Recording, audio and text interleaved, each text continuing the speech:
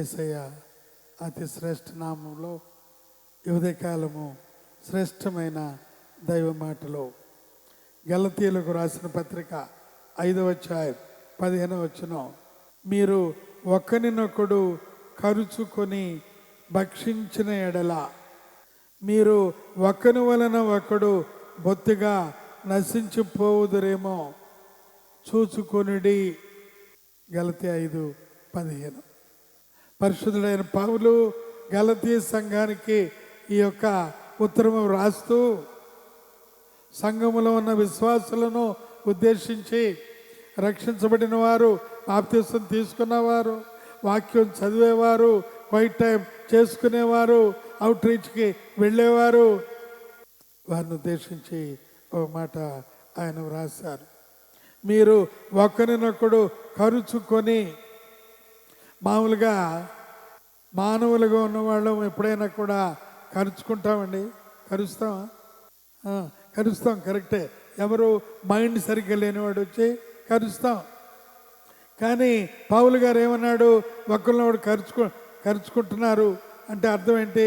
అరుచుకోవటం సహజం, కానీ కరుచుకోవటం అది అసహజం. నిజంగా గలతీలో ఉన్న విశ్వాసులు అంతవరకు తెగబడ్డారంట. మారు మనసు నమ్ముతున్నారు, రక్షణ నమ్ముతున్నారు, బాప్తిసం నమ్ముతున్నారు, సహవాసం నమ్ముతున్నారు, సేవ నమ్ముతున్నారు, తండ్రిని నమ్ముతున్నారు, పరిశుద్ధాత్మ దేవుని నమ్ముతున్నారు, కుమారుని రక్త ప్రభావం నమ్ముతున్నారు. కానీ ఒకరికి ఇంకొకరికి ఒక నిమిషం కూడా పడటం లేదు. అందుకని పౌలు గారు చెప్పాడు, మీరు ఒకరినొకరు ఇట్లా కరుచుకుంటే బొత్తిగా నశించిపోతారు. కరుచుకోవటం ద్వారా మీరు చనిపోతారు.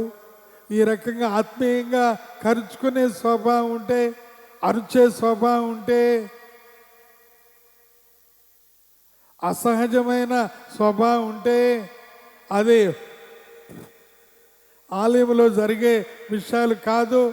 ఒక రక్షించబడిన వ్యక్తిలో ఉండవలసిన లక్షణాలు కాదు. కానీ అటువంటి వారు బొత్తిగా నశిస్తారు అని ఆయన రాశాడు. దాని బదులు అందుకనే గలతీ సంఘంలో ఉన్న విషయాలని ఆయన బయటకు తీసుకొచ్చారు. అపోస్తల కార్యంలో మనం 2వ మిషనరీ యాత్ర చూస్తాం. అక్కడ జాన్ మార్క్ అనే యవనస్తుడిని బర్నబా తీసుకెళ్తా ఉన్నాడు. పౌలు గారు వాడు అసలు వద్దు, వాడు అసలు వేస్ట్ క్యాండిడేట్ అంటే, పర్లేదులే ఒక ఛాన్స్ ఇద్దాం లేవయ్యా అని అంటే, ఒక్కటి కాదు కూడా ఛాన్స్ వాడికి ఇవ్వటానికి వీల్లేదంటే ఇద్దరికి మహా పెద్ద ఒక ఆర్గ్యుమెంట్ పుట్టి ఇద్దరు వేరైపోయారు అని అక్కడ దేవుని యొక్క వాక్యంలో చదువుతున్నాం. బర్నబా జాన్ మార్కుని తీసుకెళ్ళాడు, పౌలు గారు తిమోతిని తీసుకెళ్ళాడు. ఆ రకమైన పరిస్థితులు దేవునికి మహిమార్థంగా కావు అని. అందుకనే గలతీయులకు రాసిన పత్రికలో 5వ అధ్యాయంలో 22 నుంచి 25 వరకు ఏ రకంగా ఉండాలయ్యా మీరు గలతీ సంఘస్థురాలా?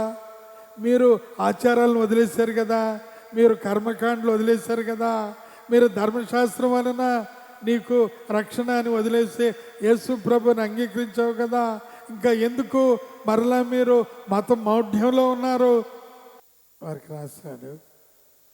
అయితే ఆత్మఫలం ఏమనగా ప్రేమ, సంతోషము, సమాధానము, దీర్ఘశాంతము, దయాళుత్వము, మంచితనము, విశ్వాసము, సాత్వికము, ఆశా నిగ్రహము. దేవుని స్తోత్రం కలుగును కాక. ఒక ఆరెంజ్లో ఎన్ని తొనలు ఉంటాయండి? 9 ఉంటాయి కదా.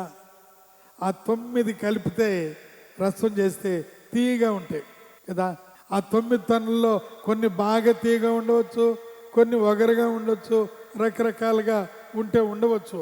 కానీ అవన్నీ కలిపి రసం చేస్తే ఎలా ఉంటాయి? చాలా రుచికరంగా అబ్బో చెరుకు రసం లాగా ఉందండి అని అంటాం కదా. దాన్ని ఏమన్నారు పౌలు గారు? ఆత్మఫలము. ఆత్మఫలములు కాదు, ఈ 9 కలిసినప్పుడు ఆత్మ ఫలము. అందువలన ఓ గలతీ సంగమా, ఒకరి మీద ఒకరు పడి కలుసుకోవద్దు, మీరు మీలో నుండి ఆత్మఫలము బయటికి తీసుకురండి. దేనికి స్తోత్రం కలుగును గాక. ఇటు వాటికి విరోధమైన నియమము లేదు. క్రీస్తు యేసు సంబంధులు శరీరమును దాని ఇచ్చలతో కూడా దురాశలతో సిలువ వేస్తున్నారు. ఆ రకంగా ఆత్మఫలం పొందిన వారంగా మనం ముందుకు కొనసాగుతాం.